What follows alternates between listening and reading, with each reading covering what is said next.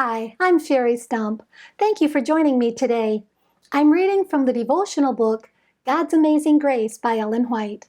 Today's reading is November 29 on page 341. The title of today's devotion is Sons of God. In 1 John chapter 3 and verse 2 it says, Beloved, now are we the sons of God, and it doth not yet appear what we shall be, but we know that when he shall appear, we shall be like him, for we shall see him as he is. Beloved, now are we the sons of God. Can any human dignity equal this? What higher position can we occupy than to be called the sons of the infinite God? What a stupendous thought! What unheard of condescension! What amazing love that finite men may be allied to the omnipotent. To them gave he power to become the sons of God, even to them that believe on his name, John 1:12. Beloved, now are we the sons of God. Can any worldly honor equal this? Let us represent the Christian life as it really is. Let us make the way cheerful, inviting, interesting. We can do this if we will.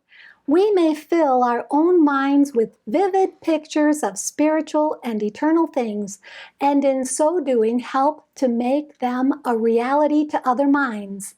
Faith sees Jesus standing as our mediator at the right hand of God. Faith beholds the mansions he has gone to prepare for those who love him. Faith sees the robe and crown all prepared for the overcomer. Faith hears the songs of the redeemed and brings eternal glories near. We must come close to Jesus in loving obedience if we would see the King in his beauty. To have fellowship with the Father and his Son Jesus Christ is to be ennobled and elevated and made a partaker of joys unspeakable and full of glory. Food, clothing, station, and wealth may have their value, but to have a connection with God and to be a partaker of his divine nature is of priceless value. Our lives should be hid with Christ in God, and although it doth not yet appear what we shall be, when Christ, who is our life, shall appear, Colossians 3:4, we shall be like him, for we shall see him as he is. The princely dignity of the Christian character will shine forth as the sun, and the beams of light from the face of Christ will be reflected upon those who have purified themselves, even as he is pure.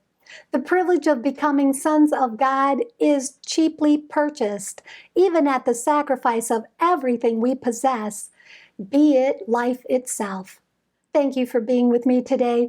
Please join me tomorrow when we'll read about being in sight of the goal. And may God bless you abundantly above all you can ask or think.